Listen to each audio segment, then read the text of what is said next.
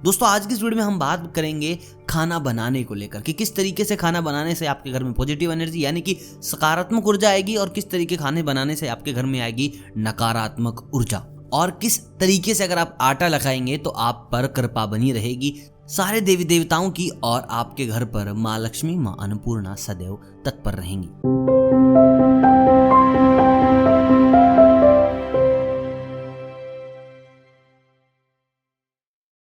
देखिए आपने बहुत बार सुना होगा कि ऐसे खाना चाहिए वैसे खाना चाहिए, आप उल्टे हाथ से नहीं खाएंगे, आप सीधे हाथ से खाएंगे, आप आसन पर बैठ के खाएंगे, भोजन थोड़ा ऊपर रखकर खाएंगे। लेकिन क्या आपको पता है कि किस तरीके से भोजन को तैयार भी किया जाता है? आप घर में जब आटा लगाते हैं तो कौन सी चीजों का रखना है ख्याल, किस तरीके से आटा लगाने से वो खाना बन जाता है मृतकों का, और किस तरीके के खाना बनाने से आप देवताओं को नहीं आप बुला रहे हैं अपने घर पर शैतानों को। दोस्तों आज की इस वीडियो में हम बात करेंगे खाना बनाने को लेकर कि किस तरीके से खाना बनाने से आपके घर में पॉजिटिव एनर्जी यानी कि सकारात्मक ऊर्जा आएगी और किस तरीके खाने बनाने से आपके घर में आएगी नकारात्मक ऊर्जा।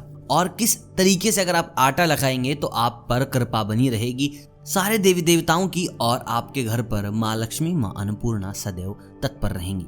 देखिए सबसे जरूरी चीज जो आपको ध्यान रखनी है वो है साफ सफाई।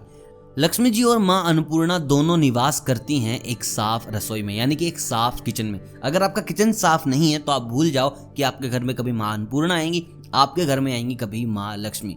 और साथ ही साथ आप चाहते हैं कि आपके घर में बरकत हो तो आप अपने किचन में माँ लक्ष्मी की और माँ अन्नपूर्णा की फोटो भी रखें। दूसरी चीज आती है आग्नेय कोण। आपकी जो रसोई है वो हमेशा आग्नेय कोण में होनी चाहिए और जब आप खाना बनाएं तो आप याद रखें आपका जो दिशा है वो होनी चाहिए पूर्व और उत्तर। दोस्तों इसके साथ साथ आप बहुत सारी गलतियां करते हैं जिनमें से एक है बार बार खाना चखना। देखिए आप खाना बना रहे हैं तो चखें बिल्कुल भी नहीं, अगर आप उसको चखते हैं तो वो खाना झूठा हो जाता है। देखिए वही खाना आप देवी देवताओं को प्रसाद के लिए अर्पण करते हैं, वही खाना आप अपने से बड़ों को देते हैं, अपने बच्चों को देते हैं, जो कि बिल्कुल गलत है। कई बार क्या होता है घरों में आप बाहर पहनी हुई चप्पल किचन में लेकर चले जाते हैं यानी कि आपके रसोई घर में लेकर चले जाते हैं, जो कि बिल्कुल गलत है। ऐसे करके आप अपनी रसोई में गंदगी बढ़ा रहे हैं सबसे पहली चीज। दूसरी चीज आप नेगेटिव एनर्जी लेकर जा रहे हैं। आपकी चप्पल पर मिट्टी लगी होगी जो कि किसी भी प्रकार की नकारात्मकता की हो सकती है और आपके किचन में जाकर उस चीज पर दुष्प्रभाव डाल सकती है। खासकर महिलाएं ध्यान दें कि आप खाना बनाते वक्त बिल्कुल भी अपशब्द ना बोलें, वाद विवाद ना करें यानी कि झगड़ा ना करें। अगर आप खाना बना रहे हैं तो आप अच्छे विचार से खाना बनाएं।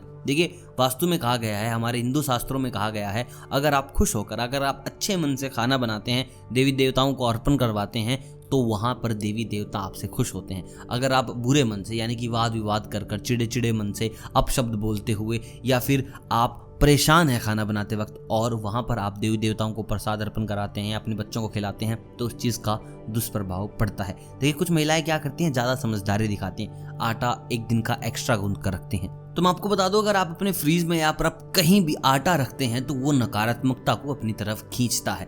आप कभी भी आटा ना रखें। देखिए आपने बहुत बार देखा होगा जब हम पिंड देते हैं, किसी की मृत्यु हो जाती है तो हम वहां पर आटे के टुकड़े नदी में बहाते हैं, पानी में डालते हैं आटे के टुकड़े को और वो बिल्कुल गोल होते हैं। तो अगर आप रोजाना अपने घर पर खाना बना रहे हैं तो आप ये गलती बिल्कुल भी ना करें।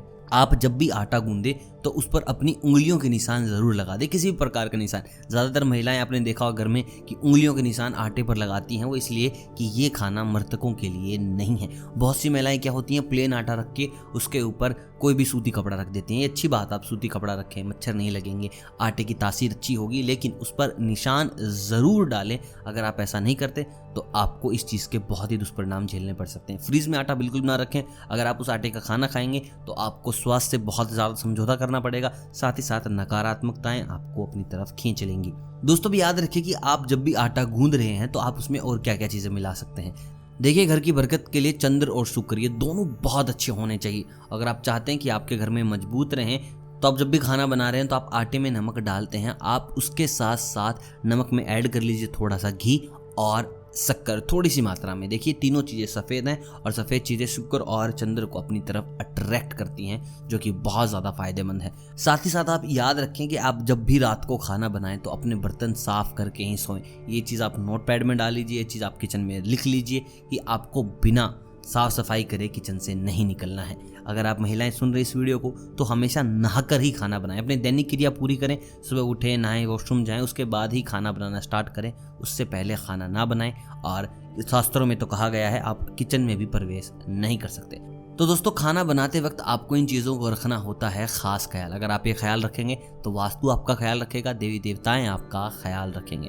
बाकी वीडियो अगर पसंद आया हो, अगर आपको लगता है कि वाकई में ही ये छोटी छोटी चीज़ें एक बड़ा चेंज लेकर आती हैं, तो कमेंट में हमें ज़रूर बताएं कि आपकी कौन सी छोटी चीज़ का बड़ा बदलाव आया है। बाकी चैनल पर नए हैं तो चैनल को सब्सक्राइब कर दें और बेल आइकन ज़रूर दबा दें ताकि जो भी अगली अपडेट आए, जो भी अगली वीडियो आए आप तक पहुंच जाए। मैं मिलता हूं बहुत जल्द वास्तु की एक और नई दुनिया के साथ। तब तक आप सभी को अलविदा।